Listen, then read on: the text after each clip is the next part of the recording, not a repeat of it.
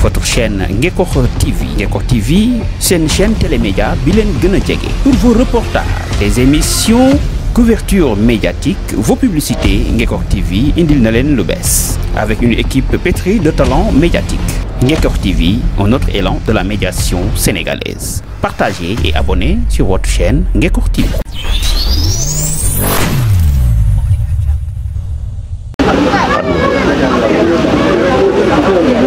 yàlla boole defal ñu sutura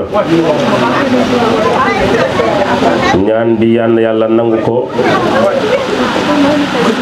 woy dawle it yàlla jéggal leen ci darajaab rasulullah sallallahu alayhi wa sallam li nga xam ne moom lañuy tuddee tuuru famille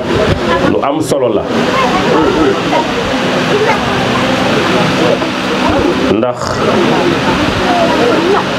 am na ñoo xam ne ci loolu la ñu mën a gisante te lépp loo xam ne day tax mbokk gën a dëgër nemmeeku wante di am loolu day neex lislaam lool bu ko defee loolu tabaarakallaahu am na solo suñu kilifa yi nga xam ne tabaarakallaahu ñoo taaral jotaay bi yàlla fay leen di ñaanal itam soxna yi yàlla gën a guddal seen fan ndax lépp lu ñuy def jëm ci wàllu lislaam kenn du leen ci man ñoom ñoo mën góor ñi moom soxna yi moom ñoo mën góor ñi kon nag yàlla fay leen yàlla may leen njaboot gu barke ci barke nabil Mustafa sallallahu alayhi wa sallam man seen dëkkandoo la ndax Baye Cheikh Gueye mi moo ma xamaloon pour ñu ñëw wàcc fi kaamil dama dañu am tuuru famille fa tabaarakallaahu moo sabab suñu ñëw ak daara ji waaye bu ko defee kontaan nañ ci lool ndax lu am solo la alquran moo ñu jàngal na waxtasimu bi hablillahi jamian wala tafarraqu yàlla nee na ngeen di jàppoo na ngeen mooy sama buum gi te muy lislaam te bañ a tàqalikoo yonent bi sallallahu alayhi wa sallam jàngale ko na jullit ak morom ka dañoo war a mel ni bâtiment jullit ak morom ka dañoo war a mel ni bâtiment xam nga bâtiment ay mool yi taqalool yi jàppante la mooy tax néeg mën a am bâtiment ay mool yi taqaloo la mooy ay mool yu ñuy taqale moo tax néeg mën a am ay mbokk itam bu ñu nekkee benn luñ songu des na ko daan waaye kenn képp du man dara lépp nag yàlla daf koo jàngale gis nga yàlla daf ñuy jox juróomi baaraam xam nga lu tax yàlla jox ñu juróomi baaraam mooy mbokk juróomi baaraam yi benn baaraam képp mënul dara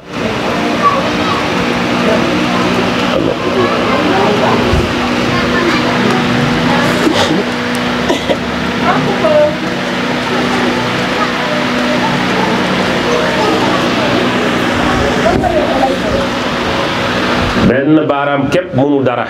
moo tax yàlla jël ci nit ci ay loxoom def ci juróomi baaraam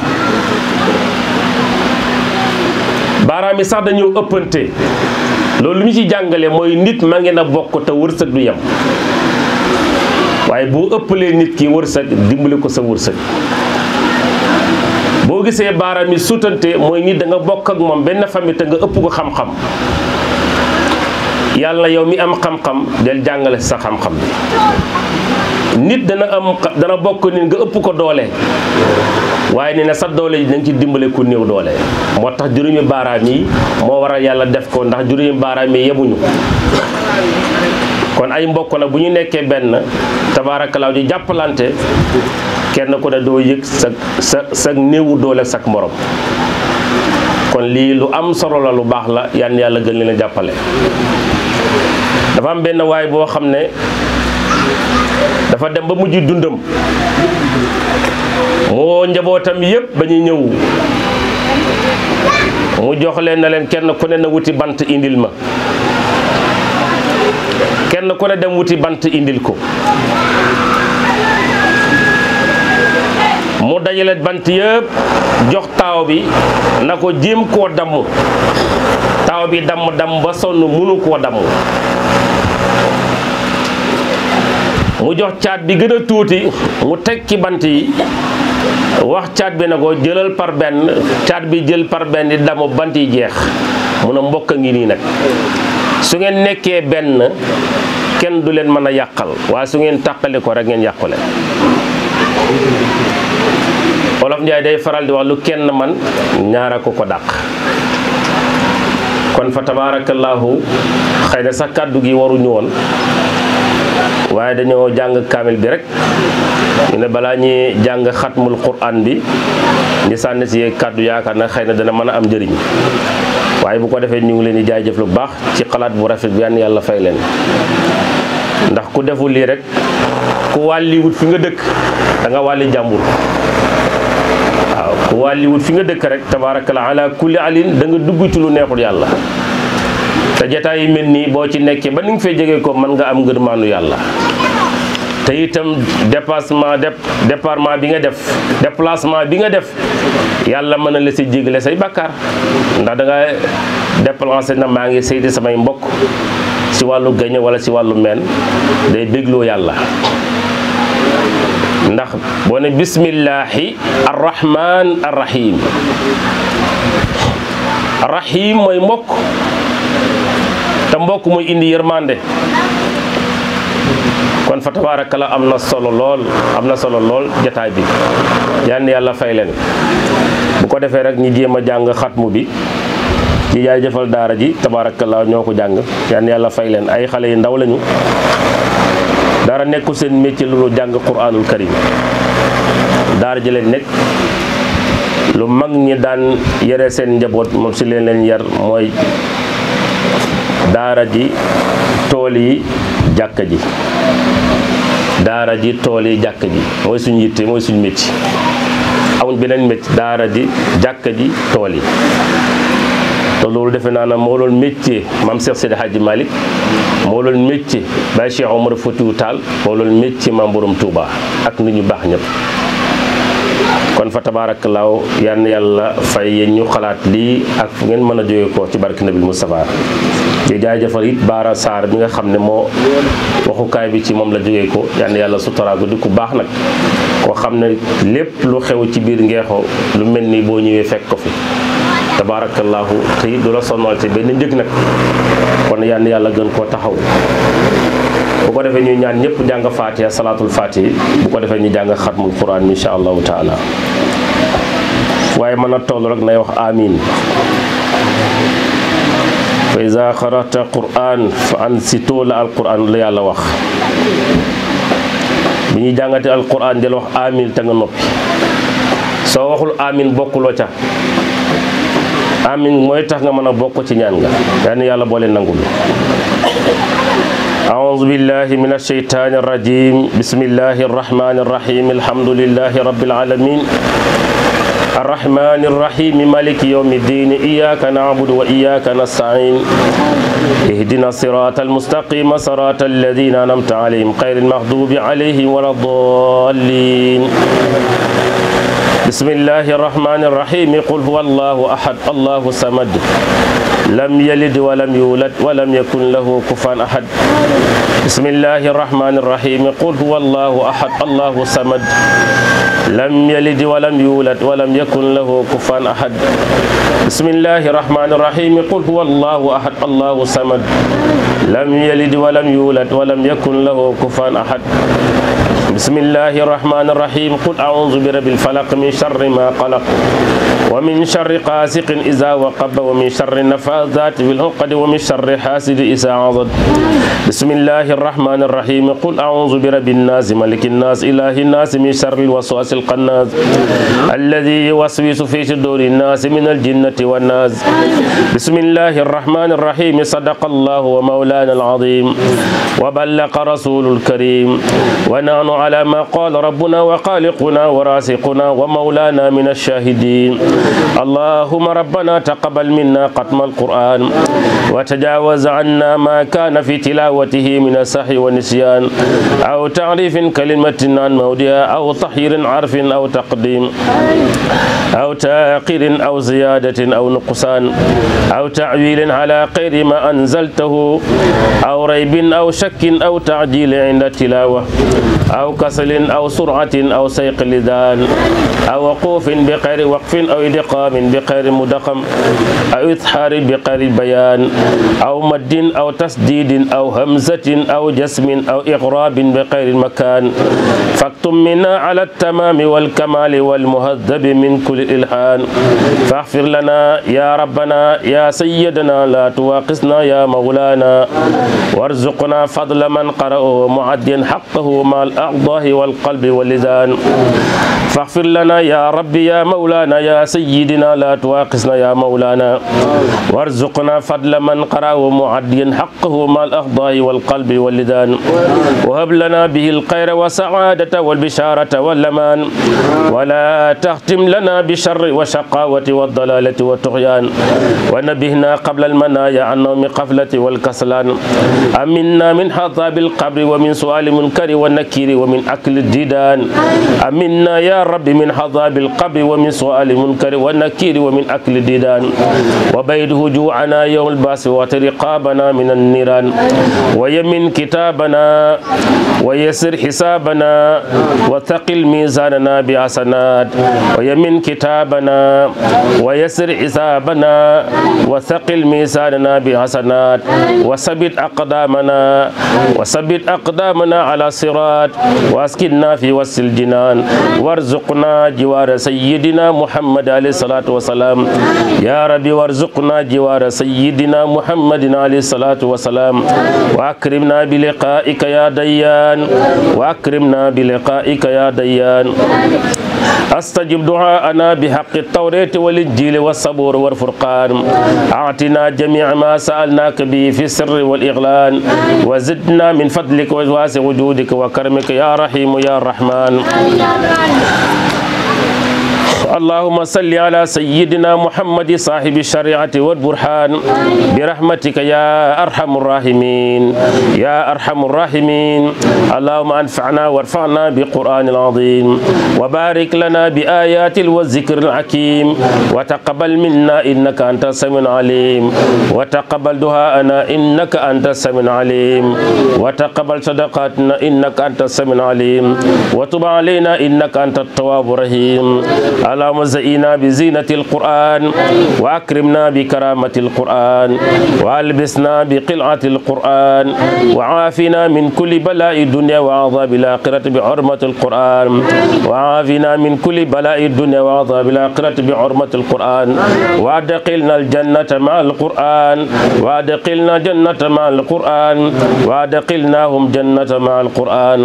وارحم جميع أمة سيدنا محمد بالحق القرآن يا ربي وارحم جميع أمة سيدنا محمد بحق القرآن يا ربي وارحم جميع أمة سيدنا محمد بحق القرآن اللهم اجعل القرآن لنا في الدنيا قرينا وفي القبر مونسا وفي القيامة شفيعا وعلى صراط نورا وإلى الجنة رفيقا وبيننا وبين النار سترا وعجابا وإلى الخيرات كلها ضليلا وإماما بفضلك وجودك وكرمك يا أكرم الأكرمين اللهم اهدنا بهداية القرآن اللهم اهدنا بهداية القرآن وعافنا بعناية القرآن ونجينا من النيران بكرامة القرآن وادخلنا الجنة بشفاعة القرآن وارفع درجاتنا بفضلة القرآن وكفر عنا سيئاتنا بتلاوة القرآن يا ذا الفضل والإحسان يا ذا الفضل والإحسان اللهم ارزقنا بكل وبكل حرف من القرآن علاوة وبكل كلمة كرامة وبكل آية سعادة وبكل سورة سلامة وبكل جزء جزاء وبكل حسب حسنة وبكل نصف نعمة وبكل ربع رفحة وبكل ثمن ثناء اللهم ارزقنا بألف ألفا وبالباء بركة وبالطاه توبة وبالثاء ثوابا وبالجيم جمالا وبالحاء حكمة وبالقاء قلانا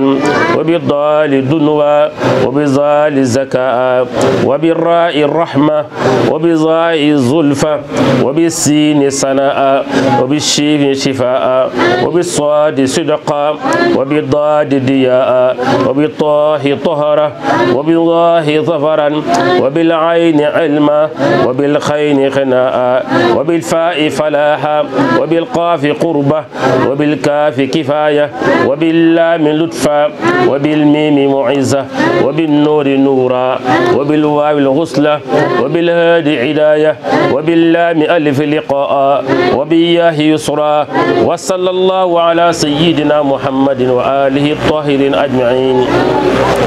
اللهم بلغ صواب ما قرأنا والنور ما تلونا إلا روح سيدنا محمد عليه الصلاة والسلام وإلى أرواح أصحاب رضي الله عنه أجمعين وإلى أرواح آبائنا وأمهاتنا وإخواننا وأصدقائنا وأساتذتنا ومشايخنا خاصة وإلى أرواح جميع المؤمنين والمؤمنات والمسلمين والمسلمات الأحياء من والوات من عامة وإلى جميع أصحاب الخيرات من المؤمنين والمؤمنات. اللهم انصر من نصر الدين اللهم انصر من نصر الدين واحصل من قتل المسلمين. آمين يا رب العالمين آمين يا رب العالمين آمين يا رب العالمين برحمتك يا أرحم الراحمين آمين يا رب العالمين برحمتك يا أرحم الراحمين. اللهم صل على نبيك المصطفى ورسولك المرتدى ووليك مجتبى وأمينك على وحي السماء وأيدنا على ملته وأيدنا على سنته وأمنا على ملته واجعل من أهل شفاعته واجعل من أهل شفاعته واحصرنا في زمرته واسقينا من عوده يا أرحم الراحمين يا رب العالمين. اللهم اجعل ثواب قراءتنا هذه لمن جعلتنا سببا لاتباعنا هذا وآتي بالقرآن في قبر السعادة الواسعة والهجة البالغة وقول الثابت والنور مستبين في العهد المسلم وجاء في الأرض عن جيبه وارحمه واغفر له ولوالدي يا ذا الجلال والإكرام يا ذا الجلال والإكرام يا أرحم الراحمين يا رب العالمين. اللهم آت بالقرآن أمن ينفس الأكبر ورقاء عند الشدة وتثقيل الميزان عند القفة وتيسير عذاب يوم العسر والورود إلى رحمة ومغفرة يا أرحم الراحمين يا رب العالمين يا رب العالمين. اللهم ما آتاك به من حسنة فتقبلها اللهم ما آتاك به من حسنة فتقبلها وما آتاك به من سيئات فتجاوز عنه بفضلك وجودك وكرمك يا رحمن يا رحيم يا رب العالمين. اللهم اجعل ثواب ما قرأناه وبركة ما تلوناه من كتابك العزيز هدية واصلة ورحمة متزلة مقبولة إلى روح سيدنا ونبينا محمد عليه الصلاة والسلام. اللهم بلغ صواب ما قرأناه والنور ما تلوناه إلى روح سيدنا محمد عليه الصلاة والسلام. اللهم بلغ صواب ما قرأناه والنور ما تلوناه وبلغ ما تلوناه منك إلى روح أبينا محمود مبنغ وكل من تعلق من لدن آدم إلى نفقة في سور. اللهم بلغ صواب ما قرأناه والنور ما تلوناه إلى روح سيدنا ونبينا ومولانا محمد عليه الصلاة والسلام ويبلغنا خاصة محمود مبنغ وكل من ناسب من أولاده وأزواجه وإخوانه وذريته وكل من تعلق من لدن آدم إلى نفقة في سور. المنصور اللهم أوزع ثواب ذلك إليه واجعل نور يسار بين يديه اللهم أكرم به مقامهم ويسر به حسابهم ودع به ثوابهم واجعل رعيق مكتوب سرابهم اللهم أنس وعدتهم وارحم غربتهم وتجاوز عنه بفضلك الوجودك وكرمك يا رحيم يا رحمن اللهم توفنا مسلمين اللهم توفنا مسلمين لا مبدلا ولا مخيرين ولا فاتن ولا مفتونين آمين يا رب العالمين آمين يا رب العالمين برحمتك يا أرحم الراحمين اللهم لا تدع لنا ذنبا إلا غفرته ولا هما إلا فرجته ولا دينا إلا قضيته ولا حاجة من هوائج الدنيا والآخرة إلا قضيتها برحمتك يا أرحم الراحمين بحق بسم الله الذي لا يضر مع اسمه شيء في الأرض ولا في السماء وهو السميع العليم بحق اللهم صل على سيدنا محمد الفاتح لما أغلق والقاتم لما سبق الناصر حق بالحق والهادي إلى صراطك المستقيم وعلى آله حق قدره ومقدار عظيم إن الله وملائكته يصلون على النبي يا أيها الذين آمنوا صلوا عليه وسلموا تسليما صلى الله تعالى عليه وعلى آله وصحبه وسلم تسليما سبحان ربك رب العزة عما يصفون وسلام وسلام وسلام على المرسلين والحمد لله رب العالمين yal na yàlla nangu lépp yal na ko yàlla nangu di jaay nabil Mustafa yal na ko yàlla nangu. li ma ko waxoon asalaamaaleykum waa Kër Maam maa ngi nuyu yéen ñëpp góor ak jigéen mag ak ndaw leen xamal ni kontaan naa torop sama xol sedd na guy maa ngi sant di leen gërëm bu baax a baax di leen ñaanal yàlla ñi fi nekk ak ñi fi nekkul ñëpp maa ngi sant ñëpp di gërëm ñëpp. waaw maa ngi sant ñëpp di gërëm ñëpp ñaanal yàlla ñëpp ak bàyyiwuma kenn ah waaw wàññeeku nag waaw. maa ngi ñaanal yàlla ñëpp di sant ñëpp di gërëm ñëpp waaw di leen fàttaliwaat rek di leen soññaat que ni ñun amuñu lu dul bés bii di le 25 décembre di sunu bésu maam. dañ ko fonk gën a fonk gën ko jàpp waaw ñun amuñu dul le 25 le 25 mooy sunu bés waaw dañ ko gën a fonk gën ko jàpp waaw parce que mbokk comme ni ñu ko waxee alalu yàlla la mbokk alalu yàlla la te waaw maa ngi sant ñëpp di gërëm ñëpp mbokk alalu yàlla la dañ ko gën a jàpp amuñu lu dul le 25 waaw le 25 mooy sunu bis kon boog maa ngi leen di gën soññaat leen soññ ñun ñëpp waaw ci bés bii maa ngi sant ñëpp di gërëm ñëpp di sant addi mi nga xam ne tey yàlla def na moom la ñu fekk si fii ci Ngexoox di ko sant di ko gërëm waaw addi nag sunu frère la sunu papa Abdou Aziz moo ko jox tey ay frère am daje ñu ne tour bii dañuy ñëw def mënoon nañ ko defee baax ñi mais ñu ne dañ koy yóbbu ci suñu frère addi ci fële ci Ngexoox waaw muy geste boo xam ne geste bu rafet la ñoom mënoon nañ ñoom màggat ñu ne dañ koy def bar ñi mais ñu ne dañuy koy andi ci suñu frère fii ci Ngexoox ñu fekk si ko kon boog loolu maa ngi koy rafetlu affaire bu rafet la di leen sant di leen gërëm di gërëm ñëpp maa ngi sant ñëpp di gërëm ñëpp waaw addi ñu ngi lay sant di la gërëm ci sa biir mbokk waaw say mbokk ñëpp tey yaakaar naa xëy na am na ñu bari ñoo xam ne seeguñu mais sa waa koñ tey vraiment dinañ kontaan dañ xam ni yaag say mbokk ñëpp taxawul la parce que nit ki amalul ay mbokkam nga xew la woote say mbokk ñëpp daje loolu dara gënu ko nekk ci xel dara gënu ko neex comme donc addi ñu ngi lay sant di la gërëm di gërëm sa waajur bu jigéen moom te du ñuy fekk fii ci kër gi ak say frère ak say soxna ñëpp leen gërëm leen sant leen gërëm di ñaan yàlla lépp lu ñu wax fii ci tur bi yàlla nekk njariñ ci sunu groupe bi waaw di ñaan yàlla waa coordination maa leen gërëm leen sant leen gërëm yéen tamit kenn demul ngeen des di ki ci bopp bi di jiital Pape Mbengue xëy na comme ni ko Bachir waxee ne ko fi mais presque man tey sax laay doog xam ni que ni mi ngi ceex mi ngi keex xaw ma ne sax que sànq Bintu moom ma ko wax tellement que ni moom il est tellement présent que xalaatuma noonu sax moom mi ngi keex waaw tey comme ni nga ko waxee xam naa ne fi mu nekk mi ñuy déglu vraiment maa leen di sant waa coordination di leen sant leen gërëm bu ma nee Pape Mbengue dama ci teg kii Lamine Bachir ak Mansour maa ngi leen sant di leen gërëm vraiment aw ma seen fay yàlla moo am seen fay te li ngeen def ci kër maam gis nañ ko maa ngi leen sant di leen gërëm ñaanal yàlla nañ fi yàlla bàyyi ñu def koy ay at yu bare waaw at yu bare maa ngi koy ñaanal di ko ñaanal ñëpp maa ngi sant ñëpp di gërëm ñëpp vraiment sama xol sedd na maa ngi sant di leen gërëm. day faat tey bi suuf bi war a fee teew waaye maa woo ci faat suuf ma génn ba sa yëpp ne ma dañoo am empêchement loolu mën tey nii waaye nag loolu dafa gën xëy na yéene bi de egsi na mais di ñaan nag yàlla defal leen jàmm njabootu Modou Mbengue gépp yàlla defal leen jàmm defal leen sutura defal leen xéewal yàlla gën a jubale xol yi tàppe bu mu nekk benn waaye en particulier la maa ngi gërëm Maguette Mbengue mi ndax démb dama ne xale yi yéen soxla ngeen Maguette minute bi ne ngeen woo bu ngeen ko bàyyi mu ne ma mooy suñu jëriñ mais waaye fi ne dëgg ma boo duggee kër gi ba léegi samedi laa fi ñëw ba léegi parce que yàlla sàkk yeneen fi ko téléphone di wax ak moom Maguette bi Maguette laa ma ne ko tudd affaire mu ne ma àddina ma ñun loolu la nekkee moom loolu nag pour moo ko mën ndax njiit dafa ngett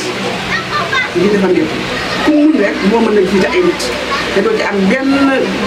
arrière pensée doo ci am dara ci la gën a xam te ba mu ñëwee gis bay wane na ko ndax dafa ñëw dal ba tar ko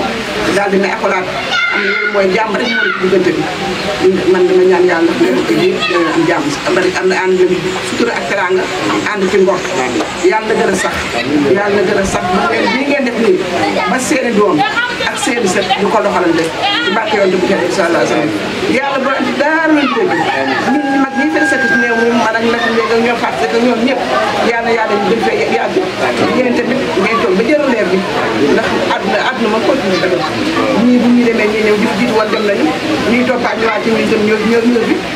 am na génération yu ñëw ñeneen ñëw ah ñëpp nag yàlla def juboo xol yi juboo yàlla tàppe xol yi yëpp nekk benn man de rafet naa seen ànd bi yëpp rafet naa ko maa ngi ñaan yàlla gën a gis rek jërë ngeen jëf wax nag da du mën a gudd waaye daal yéen ñëpp maa ngi leen sant Lamine premier yaay xalifa général bi di sant say raf yëpp nag sant gi maa ngi koy doxee sa loxo nga joti li ma ko ñeep asuka be sa yaay maa ngi koy sant di ko ñaan yàlla xëy na tànk bee gàtt waaye sama xale bi moom ndax asuka kii asu amint yaay fu ma nekk rek fekk na man maa gàttal ñu rek keroog bi ma sanu bi kii joxee téléphone ne ma waxal yaay wax sanu bi mu ndaw jox ma ne ma yaay wax Aminata Ndiaye kii Aminata Ndiaye damaa kontaan di waaj nag boobu ba léegi rek maa fexe ba jóg ñu téye rek waaye sama xale bi moom maa ngi koy ñaan yàlla ko yàlla dolli wér yow taxaw bu koy taxaw yàlla na yàlla gën a kàttanal yàlla may na wér ko maa def ci bàkk yow bi sallallahu alayhi wasallam kii bi nuyu ma sa yaay lu bëri maa ngi koy sant di ko ñaanal moom tamit am na fu ma jaar ak moom waaye foo toll sama xale bi ci moom de maa ngi koy ñaanal yàlla fi desandi ba ca kanam a kanam ngeen jëf yéen ñëpp maa ngi leen di ñaanal jërëjëf yàlla def jàmm yàlla dolli ci la yéen ñëpp maa ngi leen di ñaanal. Votre chaîne Ngekokh TV. Ngekokh TV, c'est une chaîne télémédia bilen gëna jege. Pour vos reportages, des émissions, couverture médiatique, vos publicités, Ngekokh TV indil na len lu bess. Avec une équipe pétrie de talents médiatiques. Ngekokh TV, un autre élan de la médiation sénégalaise. Partagez et abonnez sur votre chaîne Ngekokh TV.